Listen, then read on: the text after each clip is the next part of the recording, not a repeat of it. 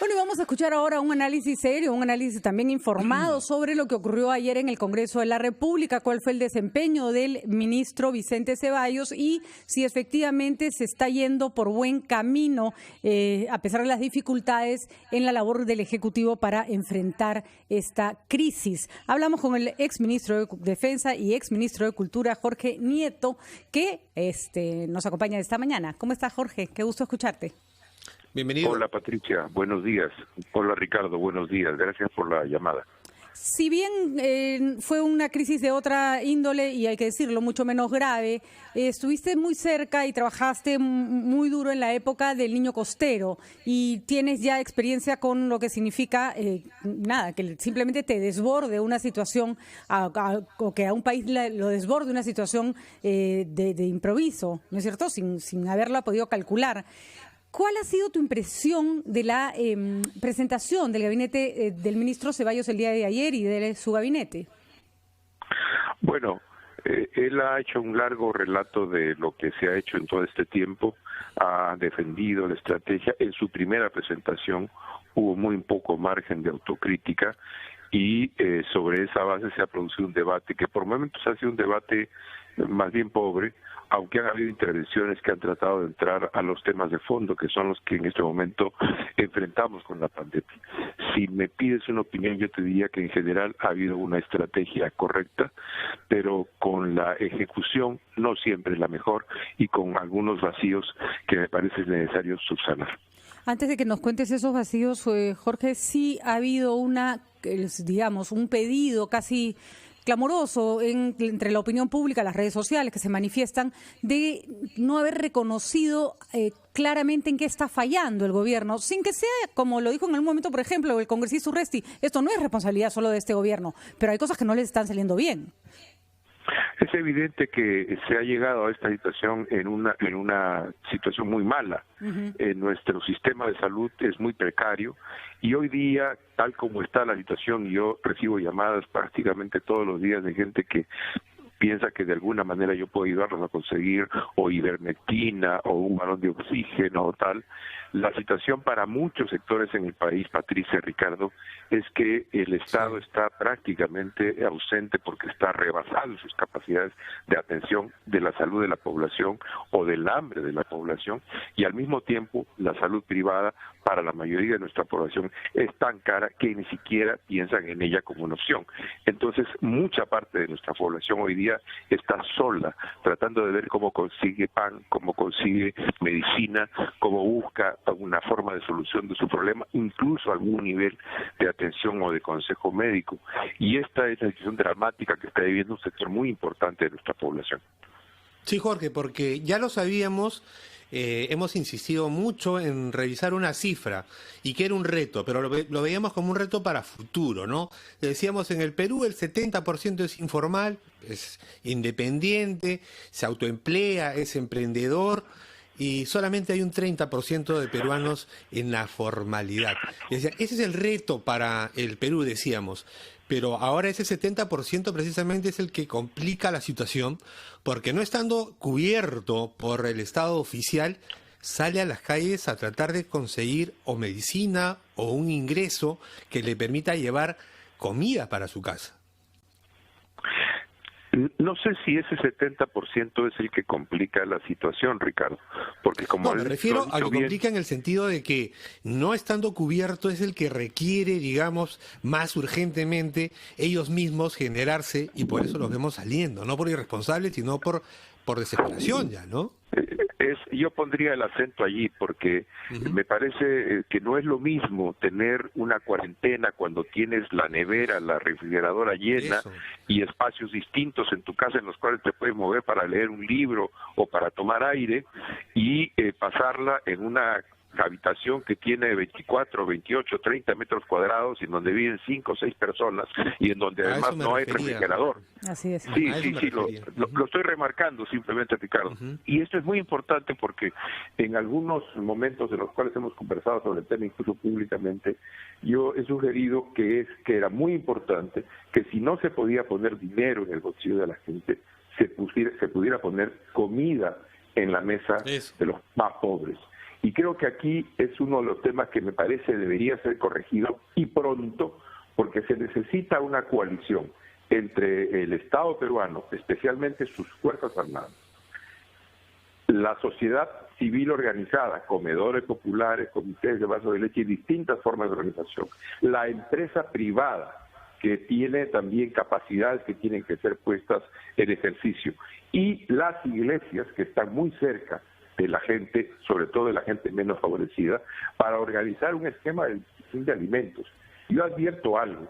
He preguntado durante las semanas pasadas, me parece que es curioso que esta pregunta no haya surgido en el debate en el Congreso, ¿cuál es la tasa de infección, la famosa R de la cual hablan los epidemiólogos, sobre la base de la cual el gobierno ha tomado las decisiones que ha tomado?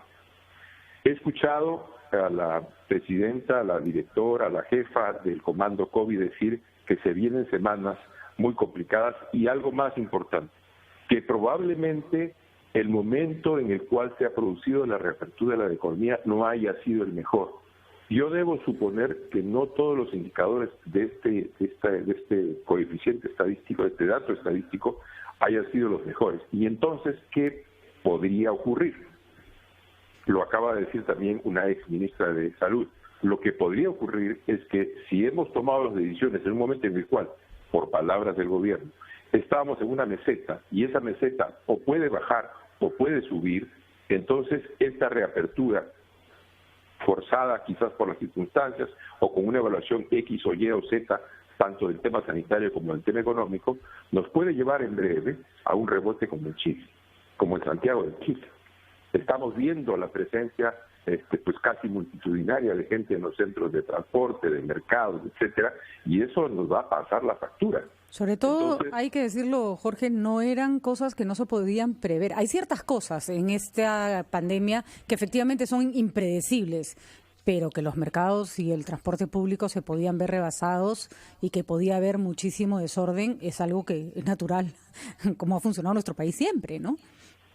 Y lo estoy diciendo porque en estos, tú has mencionado mercados, pero yo puedo mencionar el tema que he escuchado decir al señor ministro de Salud que en breve se va a formar una comisión para ver con mucho más fuerza el tema de las postas médicas, del primer nivel de atención de salud. Bueno, yo quiero señalar que si Costa Rica y Uruguay han tenido un muy buen comportamiento en relación a la pandemia, tanto el número de infectados como el número de muertos, es porque han tenido funcionando un muy óptimo primer nivel de salud en donde se recibe una atención temprana y con la medicación que ya más o menos, sin tener, digamos, certezas absolutas, porque no las hay, pero con un cóctel de medicación que están ejecutando los médicos en todos los hospitales del Perú, se detiene el avance de la enfermedad de las personas y se evita que éstas lleguen a hacer una atención sobre el sistema hospitalario. Claro, así es. Me parece que eso es clave, pero vamos a, como Patricia, vamos a una pausa muy breve y regresamos para seguir revisando alternativas y revisando los ejemplos exitosos que acaba de citar Jorge Nieto, ¿no? Lo de Costa Rica, lo de Uruguay y lo que podríamos estar haciendo en nuestro país. Y ya volvemos. 7 de la mañana con 18 minutos, continuamos con la rotativa del aire, conversamos con el exministro Jorge Nieto. Ha sido ministro de Defensa, también ha sido ministro de Cultura, ojo con eso, lo vamos a revisar. Pero redondeemos esa idea, Jorge, que planteabas hace un momento, la de restablecer y darle fuerza, deberíamos darle mucha fuerza a ese primer nivel de atención en lo que conocíamos como postas, como centros de salud, para evitar que la población, si es que contrae la enfermedad, se complique y tenga que ser hospitalizada. No, decía que en el caso de Costa Rica y en el caso de Uruguay, que tienen muy pocas personas infectadas y un bajo número de muertos, es decir, han sido sistemas que han respondido exitosamente a la pandemia, su línea primera de defensa ha sido el sistema básico de salud. Así es. Y entonces es necesario que este tema sea fortalecido en su trabajo frente a la pandemia. ¿Qué significa eso? Significa, no vamos a resolver ahora el tema estructural, locales, la instalación, eso será un problema que tiene que ser visto en el futuro, quizás como parte de un gran plan de inyección económica de recursos del Estado a la economía, que tiene que hacerse de todas maneras en el tema de la salud, de la educación, de la seguridad. Pero en ese momento inmediato significa, para empezar, medicinas. Yo sé que nuestras postas médicas están sin las medicinas necesarias para combatir esta pandemia. Ese cóctel de acitromicina con ivermectina y con no sé qué otras cosas más, en este momento nuestras postas médicas carecen de ello. Están haciendo su trabajo, sobre todo aquellas que están ubicadas en las zonas más pobres, de manera, ahí sí, heroica, pero desarmados. Sí, entonces, vamos a fortalecer el sistema de salud, primero entregarle medicinas para que puedan hacer su trabajo. Y seguimiento, ¿no? Porque hay personas que ni siquiera con Panadol pueden pasar tranquilamente su enfermedad, pero necesitan un seguimiento, alguien que los esté asesorando para que su situación no empeore y no tengan cómo atenderse. Claro. Y nos preocupa, Jorge, lo que ha pasado, y te lo preguntamos porque has sido exministro de Cultura.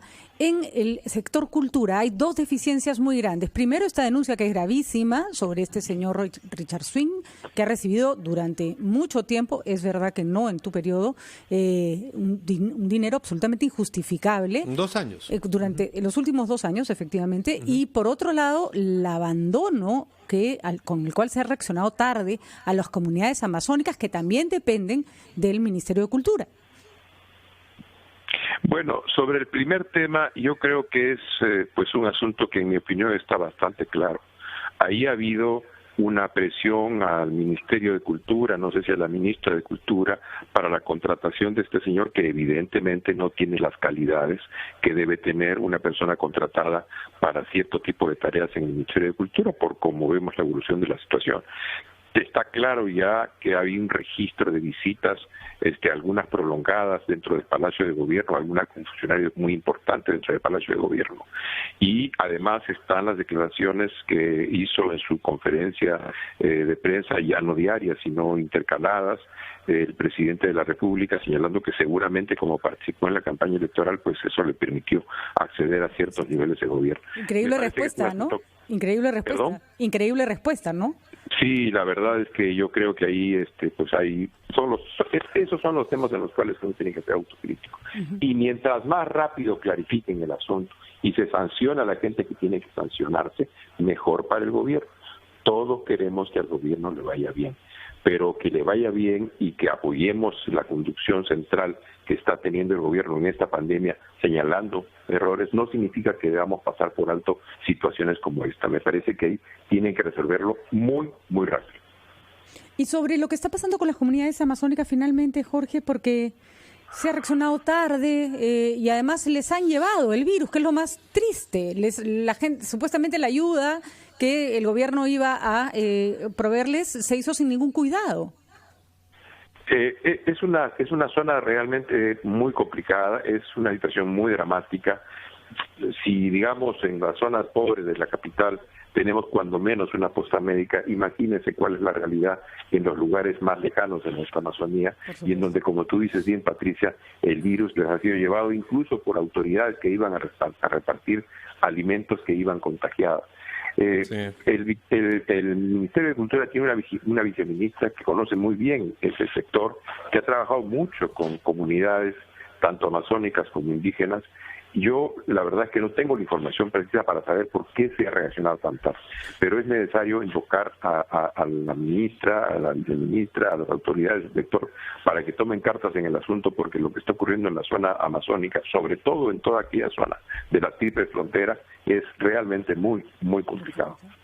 Muy bien, Jorge Nieto, ex ministro de Defensa y ex ministro de Cultura. Ya hablaremos después sobre las aspiraciones políticas planteadas hace poco. Rapidito, porque nos tenemos que ir, Jorge. ¿Siguen en pie o la crisis las ha ahuyentado?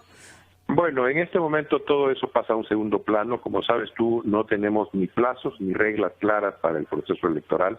Son decisiones que tiene que tomar el Congreso pronto, pero la verdad es que en este momento es un tema que tiene que ser resuelto, no hay que descuidarlo, hay que organizar la salida política y las elecciones del 2021, pero hay que colocar en primer lugar el tema de la defensa de la vida de los peruanos. Muy bien. Y en ese sentido yo quisiera señalarte, Patricia, Ricardo, y a vuestros escuchas, que es la hora de la solidaridad. De acuerdo. Allí donde hay debilidades enormes del Estado que se están viendo con claridad y cuyas responsabilidades históricas y políticas actuales se verán en su momento, y ahí donde la salud privada es tan cara que es absolutamente imposible de alcanzar para la mayoría de la gente, tenemos que hacer todos un ejercicio de solidaridad, porque lo que no puede pasar en el país es que entremos a una fase de sálvese quien pueda.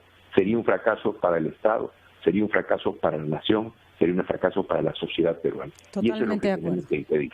Muchísimas gracias, Jorge. Cuídate mucho. Salud para ti y para toda tu familia. Y a cuidarse, a quedarse en casa.